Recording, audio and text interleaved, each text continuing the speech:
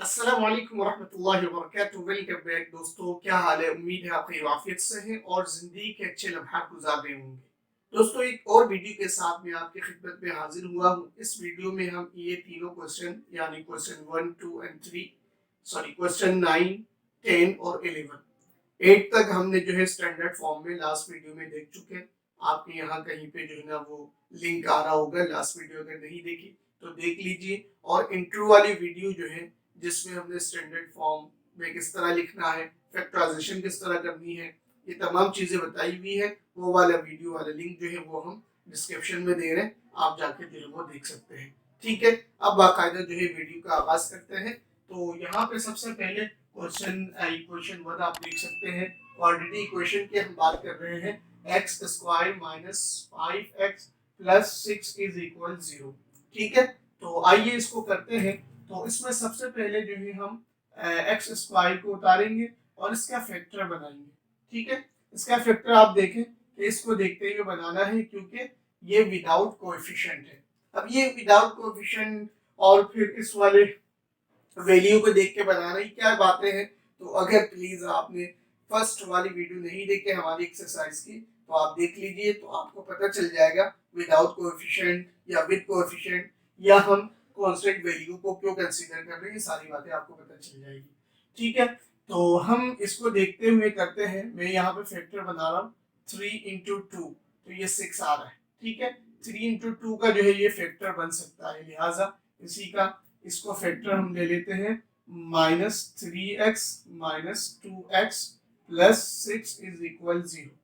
हम इस वैल्यू को बेसिकली फैक्टर बना रहे हैं। और फैक्टर किस तरह बना रहे हैं कि दोनों को मल्टीप्लाई करने से ये आंसर आ जाए विदाउट कोएफिशिएंट वाले क्वाड्रेटिक इक्वेशन।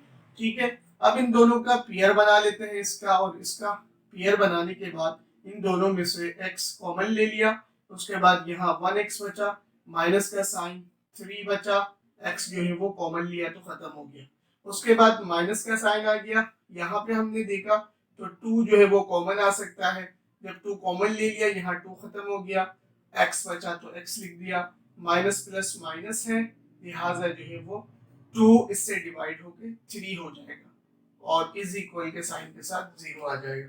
ठीक है, उसके बाद मैं क्या करूंगा, ये और ये दोनों कॉमन है, लिहाजा इनमें से एक हम कॉमन ले लेंगे सेम होने की वजह से।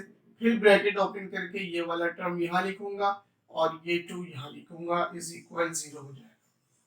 ठीक है, तो उसके बाद जो है हम क्या करेंगे, x माइनस 3 को इज इक्वल 0 से एक वन टाइम कंसीडर करवाएंगे और x माइनस 2 को भी वन टाइम करवाएंगे। x की वैल्यू यहाँ निकालेंगे तो ये माइनस में था, यहाँ के प्लस में हो गया, ये एक आ गया वैल्यू।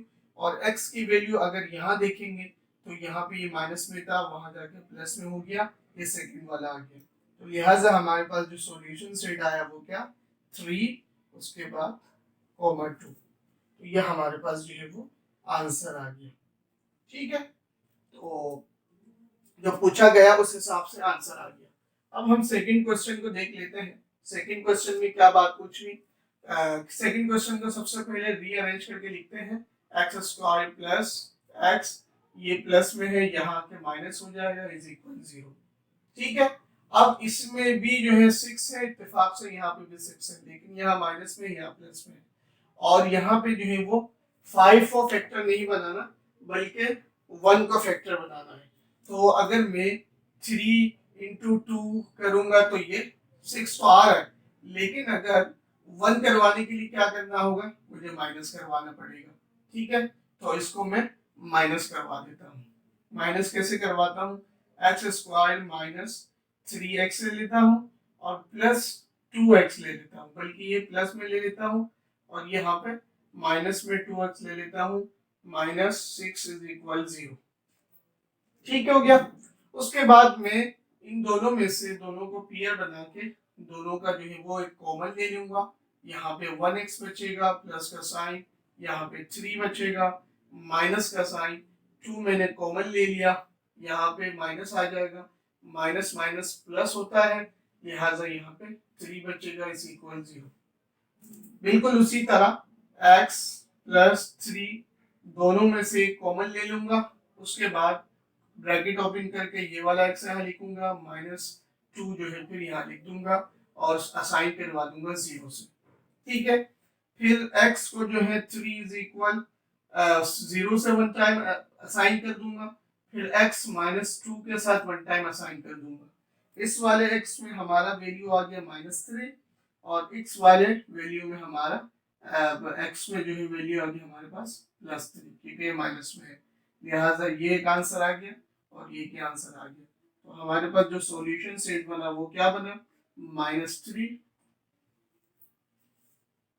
+2।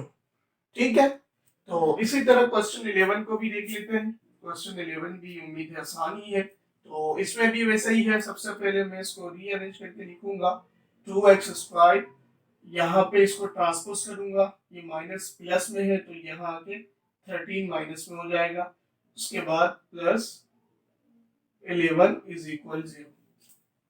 ठीक है, अब आप देख सकते हैं कि इंट्रो में ये सारी बातें बता चुका हूं मैं, लेकिन अब आप देख सकते हैं कि इन तमाम दोनों इक्वेशंस में यहाँ पे कोई कोएफिशिएंट नहीं है, लेकिन यहाँ पे आप फर्स्ट टर्म में देख सकते हैं कि इसमें कोएफिशिएंट मौजूद है। तो कोएफिशिएंट जब मौजूद होता है तो कोएफिशिएंट को कांस्टेंट से मल्टीप्लाई करवाते हैं। ठीक है, मल्टीप्लाई करवाते हैं तो देखते हैं क्या आता है। 2 से मल्टीप्लाई करवाया 2, उसके बाद 4, 42 आ रहा है।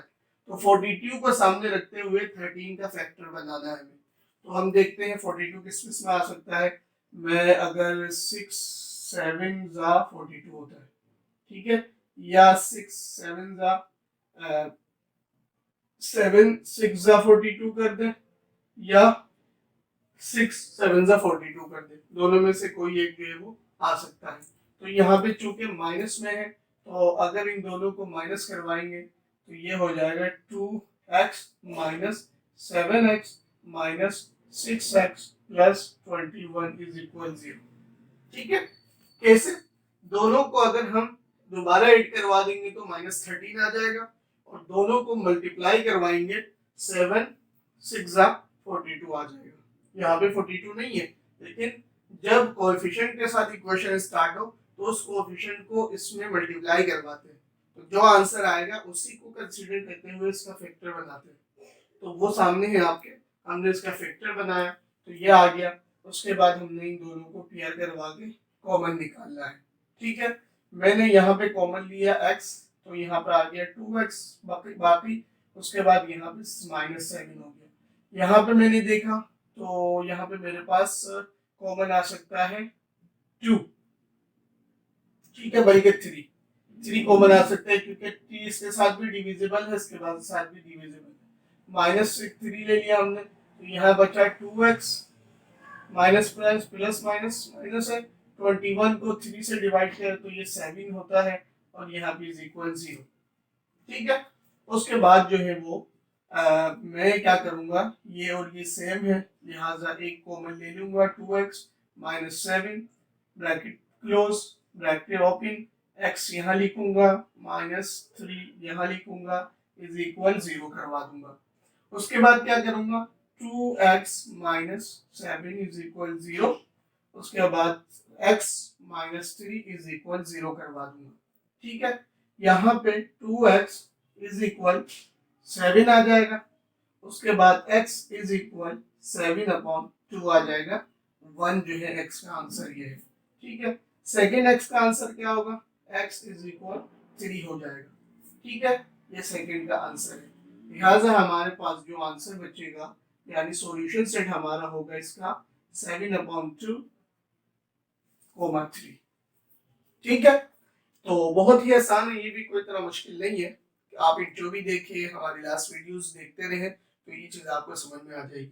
अगर आपको कोई स्टेप, कोई बात, कोई पॉइंट नहीं समझ में आ रही फिर भी, तो प्लीज़ कमेंट बॉक्स में जाके हमसे अपना क्वेश्चन पूछिए, हम उस पर वीडियो बनाएंगे या आपको वहीं पे आंसर करेंगे। वीडियो देखने के लिए बहुत बहुत शुक्रिया। इसी तरह के वीडियो के लिए हमारे चैनल को सब्सक्राइब करें, और वीडियो अच्छी लगी हो तो लाइक करें, दूसरों के साथ शेयर करें, और मुझे अपने नेक दुआओं में ज़रूर याद रखिएगा। मैं हूँ आप सबका ट्यूटर मोहम्मद अय्यूब। अस्सलाम वालेकुम व रहमतुल्लाहि व बरकातहू।